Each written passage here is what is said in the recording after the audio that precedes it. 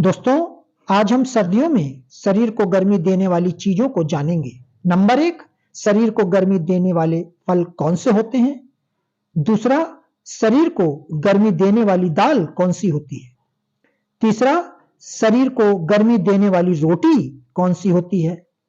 और चौथा, शरीर को गर्मी देने वाले ड्राई फ्रूट्स कौन से हैं। तो चलिए शुरू करते हैं। नंबर एक, शरीर को गर्मी देने वाले फल कौन से होते हैं। पपीता सर्दियों के लिए अच्छा है क्योंकि यह शरीर की गर्मी को बढ़ाता है, यानी पपीते से ठंडे तापमान से निपटने में हमें मदद मिल सकती है। सर्दियों में संतरा खाना सेहत के लिए अच्छा होता है क्योंकि इनके सेवन करने से शरीर में विटामिन सी और फाइबर की कमी नहीं होती है। सर्दियों में अमरूद खाना भी काफी फायदेमंद माना जाता है। दूसरा, शरीर को गर्मी देने वाली दाल कौन सी होती है। सर्दियों में मसूर की दाल खाना काफी फायदेमंद होता है। मसूर की दाल की तासीर गर्म होती है, इससे शरीर को भरपूर पोषण मिलता है।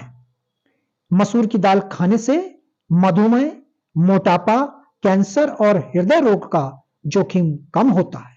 सर्दियों में शरीर को गर्माहट देने के लिए आप कुल्थी की दाल को भी अपने डाइट में शामिल कर सकते हैं।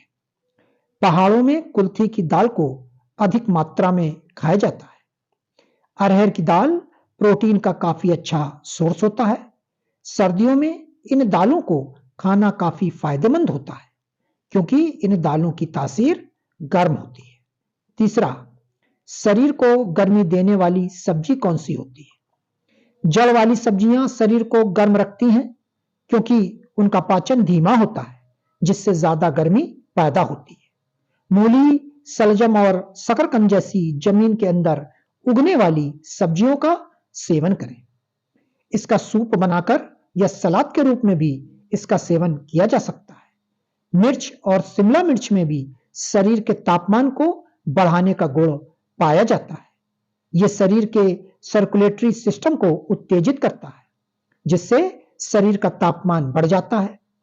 इसका सेवन बड़ी सावधानी से करना चाहिए क्योंकि इसकी कुछ प्रजातियां मुंह की त्वचा को जला भी सकते हैं। नारंगी रंग की सब्जियों में काफी गर्मी होती है। लहसुन और प्याज भोजन को स्वादिष्ट बनाने के लिए जाना जाता है और यह तकरीबन हर तरह से व्यंजन का अभिन्न हिस्सा है, पर इसमें शरीर को गर्म करने के गुण पाए जाते हैं और साथ ही हार्मोन इनबैलेंस भी आता है। लहसुन एक बेहतरीन एंटीबायोटिक होने के साथ साथ सर्दी जुकाम में प्रयुक्त होने वाली औषधि भी है। ठंड के दिनों में लहसुन की चटनी की सब्जी बनाई जा सकती है। चौथा, क्या गुड़ खाने से शरीर को गर्मी प्राप्त होती है। गुड़ कैल्शियम, मैग्नीशियम, आयरन, पोटेशियम और फास्फोरस से भरपूर होता है। अध्ययनों से पता चलता है कि गुड़ में विटामिन बी एवं कुछ मात्रा में प्रोटीन और फाइटोकेमिकल्स तथा एंटीऑक्सीडेंट भी होते हैं। इसमें कोई आश्चर्य नहीं है कि गुड़ खाने से खासकर सर्दियों के मौसम में इससे काफी संभावित लाभ होते हैं। सर्दियों में जुकाम और खांसी होने पर गुड़ का काढ़ा पिलाया जाता है क्योंकि यह शरीर को गर्माहट देता है। रोजाना गुड़ का सेवन करते रहने पर आपको सर्दी के दुष्प्रभाव नहीं झेलने पड़ेंगे। पांचवा, शरीर को गर्मी देने वाले मसाले कौन से होते हैं। सोंठ में थर्मोजेनिक गुण होते हैं जो सर्दियों के दौरान शरीर को गर्म रखने में मदद करते हैं। यह मेटाबॉलिज्म को बढ़ाने और रक्त के प्रभाव को बढ़ावा देने में मदद करते हैं। इसलिए सर्दियों में सुबह अदरक या सोंठ वाली चाय पीना फायदेमंद हो सकता है।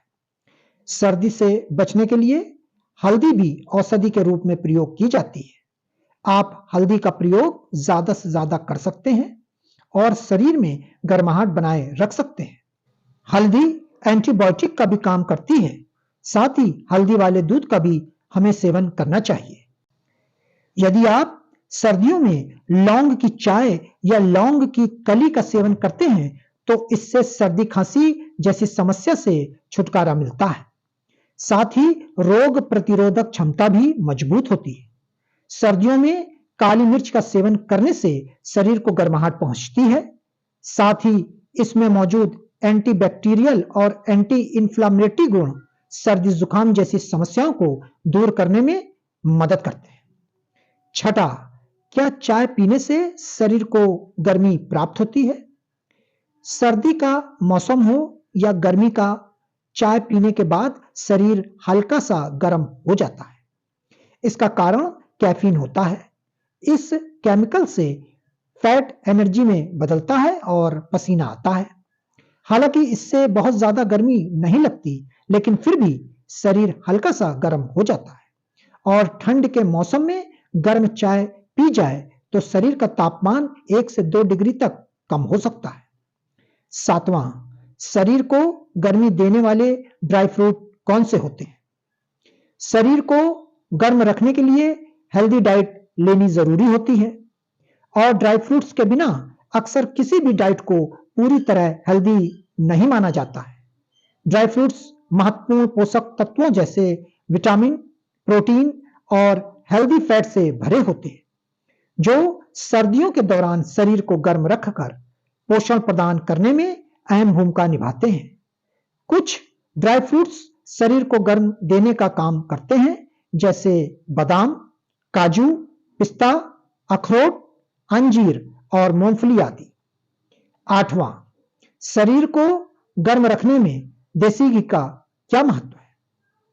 देसी घी सबसे आसानी से पचने वाला वसा है, जो शरीर को आवश्यक गर्माहट देता है। यह पाचन में सहायता करता है और हमें कब्ज से बचाता है। यह हमें सर्दी और फ्लू से भी बचाता है। आप अपनी दाल और सब्जी में देसी घी की कुछ चम्मच मिला सकते हैं या घी में पकाकर भोजन भी कर सकते हैं। नवां, सर्दियों में अंडे खाने से शरीर में गर्मी क्यों रहती है? अंडे को सुपरफूड माना जाता है। यही वजह है सर्दियों के दौरान अंडे की भारी मांग होती है। यह ऊर्जा देने के साथ साथ प्रोटीन व विटामिन से भरपूर होते हैं, जो शरीर को गर्म रखने में मदद करता है। यह आपके शरीर को ठंड से बचाता है और गर्माहट और पोषण भी देता है। आप इसका किसी भी रूप में सेवन कर सकते हैं। 10वां, शरीर को गर्म रखने के लिए कौन सा अनाज खाएं? सर्दी की शुरुआत से खान पान में गेहूं, मक्का, ज्वार, बाजरा और रागी को शामिल करें। इस अनाज से बनी रोटियां स्वादिष्ट होने के साथ साथ इम्यूनिटी सिस्टम को भी मजबूत करती हैं। 4 तरह के आटे से बनी रोटियां का सेवन करने से आपका शरीर अंदर से गर्म रहेगा और ज्यादा ताकत भी मिलेगी। बाजरे के आटे में फाइबर और पोटेशियम भरपूर मात्रा में होता है। साथ ही यह हमें कई तरह की बीमारियों से भी बचाता है।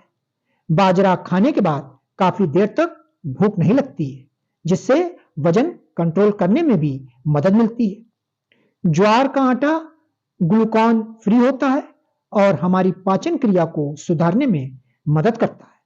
इसका सेवन करने से शरीर में शुगर लेवल नियंत्रित रहता है।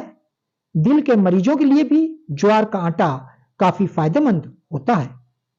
मक्के के आटे में विटामिन ए, सी और विटामिन के, बीटा कैरोटीन और सेलेनियम जैसे पोषक तत्वों का भंडार होता है। एनीमिया के रोगियों के लिए मक्का एक लाभकारी अनाज माना जाता है, क्योंकि यह आयरन युक्त होता है। ठंड के मौसम में रागी के आटे का सेवन शरीर के लिए काफी फायदेमंद होता है। इस आटे में कैल्शियम की भरपूर मात्रा होती है। डायबिटीज के मरीजों को रागी का सेवन करने की सलाह दी जाती है। आप लोग चाहें तो रागी के आटे को दूसरे आटे के साथ मिलाकर भी इस्तेमाल कर सकते हैं।